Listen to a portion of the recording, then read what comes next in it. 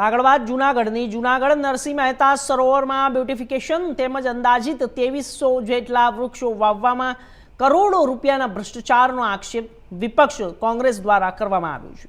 વૃક્ષનું વાવેતર, ખાડા ખોદવા માટે માટી કાઢવી અને અલગ અલગ છોડના 1000 થી લઈને 1300 રૂપિયા સુધીના છોડનું વાવેતર કરી કરોડો રૂપિયાના બિલનું ચૂકવણું કરી દીધું।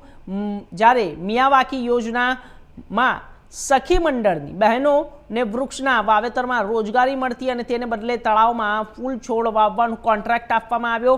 સાથે વિપક્ષ દ્વારા તળાવને એટીએમ સાથે સરખાવવામાં આવ્યું। જ્યારે જરૂર પડે ત્યારે અધિકારીઓ અને ભાજપના સત્તાધીશો બિલ મૂકી પૈસા કાઢી લે છે તો શાસક ભાજપ દ્વારા કોંગ્રેસના આક્ષેપોને પાયા વિહોણા ગણાવી કોંગ્રેસ વિકાસ જોઈ શકતી નથી તેવું કહી ખોટા નિવેદનોની કોંગ્રેસને ટેવ પડી ગઈ છે। તમામ બિલનું ચૂકવણું નિયમ અનુસાર કરવામાં આવ્યું છે। મિયાવાકી યોજના ફોરેસ્ટ ડિપાર્ટમેન્ટની દેખરેખ નીચે મનપા દ્વારા કરવામાં આવી રહ્યા છે।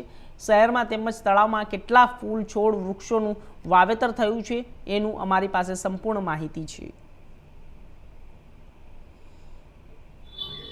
ખાસ કરીને વિપક્ષનો આક્ષેપ છે કે તળાવની અંદર ઝાડપાનમાં એમાં 1 કરોડ 30 લાખ રૂપિયા જેવી માનભર રકમ ચૂકવાઈ ગઈ છે। હકીકતે શું છે? વિપક્ષના આક્ષેપ એ ક્યારેય જમીની સ્તરના હોતા નથી। પાયા વિહોણા આક્ષેપ અને જનતાને ગેરમાર્ગે દોરવું એ વિપક્ષનું કામ છે।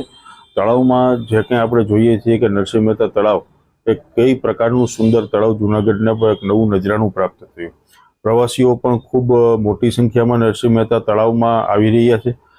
જૂનાગઢ મહાનગરપાલિકા એ ભારતીય જનતા પાર્ટીના પદાધિકારીઓ અને સરકારના વિઝનથી આ જૂનાગઢની જનતાને નરસિંહ મહેતા તળાવ પ્રાપ્ત થયું છે।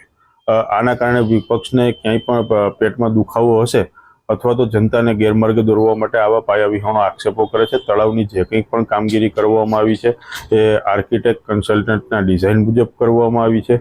જે કંઈ પણ એમના બિલના ચૂકવણા થયા છે એ તમામ ખરાઈ કર્યા બાદના જ ચૂકવણા મહાનગરપાલિકા દ્વારા કરવામાં આવ્યા છે। ખાસ કરીને એનો આક્ષેપ છે કે મિયાવાકીમાં જે રોજગારી મળવી જોઈએ બિલ ચૂકવાઈ ગયા છે, એક પણ ઝાડવું નથી। મિયાવાકી ફોરેસ્ટની કામગીરી જૂનાગઢ મહાનગરપાલિકા દ્વારા ભૂતકાળમાં પણ કરવામાં આવી હતી અને અત્યારે પણ ચાલી રહી છે।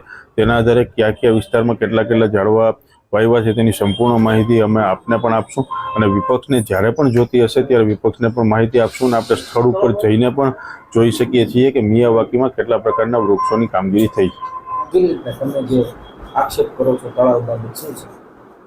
નરસિંહ મહેતા સરોવર છે એનું આપણે જોઈએ કે બ્યુટિફિકેશનનું કામ હતું એ 48 કરોડમાં શરૂઆતમાં એનું બ્લોક એસ્ટિમેટ થયું હતું। ત્યારબાદ આપણે જોઈએ કે 57 કરોડ રૂપિયાનું એનું ટેન્ડર બહાર પાડવામાં આવ્યું હતું।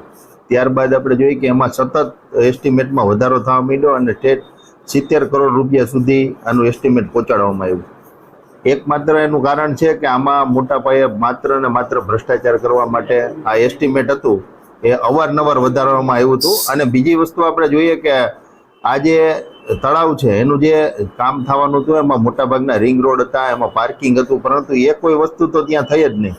પાર્કિંગથી માંડીને મોટા ઇસ્યુ તો રહ્યા। ઉપરાંત આપણે જોઈએ કે એમાં જે ખર્ચા નથી કરવાના એમાં કરોડો રૂપિયા નાખ્યા।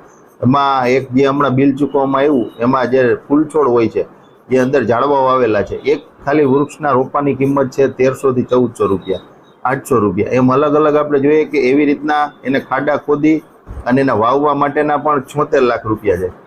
એટલે આપણે જોઈએ કે કુલ એના ખાલી ફૂલ છોડ અને ઝાડવા વાવવા માટેનો ખર્ચ 1.25 કરોડ રૂપિયાનો છે। આટલા પૈસામાં તો આખા જૂનાગઢમાં વૃક્ષારોપણ થઈ જાય। એને બદલે આપણે જોઈએ કે નરસિંહ મહેતા સરોવરમાં મોટા પાયે ભ્રષ્ટાચાર થયો। એક બાજુ આપણે જોઈએ કે મિયાવાકી પદ્ધતિથી જ્યારે મહાનગરપાલિકા ખુદ જે પ્લોટ ટીપીના હોય છે એમાં સખી મંડળ દ્વારા 40 રૂપિયામાં રોપો તથા એને ખોદાણ બુરાણ કરીને વાવવામાં આવે છે। ત્યારે અહીંયા આપણે જોઈએ કે માત્ર 1300 થી 1400 રૂપિયાનો રોપો અને ખોદાણ બુરાણના નોખા અને પાછું એનું મેન્ટેનન્સ 17 લાખ રૂપિયા 1 વર્ષનું। કેવડો બધો રૂપિયો છે એ જનતાનો છે, ટેક્સનો પૈસો છે એ પાણીમાં જઈ રહ્યો છે। એક બાજુ રોડ રસ્તાઓ ભંગાર હાલતમાં છે, એ વ્યવસ્થિત જૂનાગઢમાં બનતા નથી। ઉપરાંત આપણે જોઈએ કે આવા ખર્ચાઓ છે એને હિસાબે આ મોટા પાયે ભ્રષ્ટાચાર અને જનતાના ટેક્સના પૈસા છે આવી રીતના વેડફી નાખવામાં આવે છે। આ એક જે તળાવ છે નરસિંહ મહેતા તળાવ એક એટીએમ મશીન જેવું થઈ ગયું છે કે એમાં જેટલા પૈસા જોઈ એટલા જે ભાજપના લોકો છે, અધિકારીઓ છે, ગમેથી કમાઈ રહ્યા છે। આપણે જોઈએ કે માટી અત્યારે હાલ ખોદીને ઊંડું કરવામાં આવે છે, તો હજી તો 3 મહિના પહેલા એનું લોકાર્પણ કરવામાં આવ્યું। અને ડબલ કેપેસિટી હતી ત્યારે માટી નાખવામાં આવી હતી એનું બિલ મુકાણું, હવે પાછી માટી કાઢે છે તો એનું બિલ મુકાશે.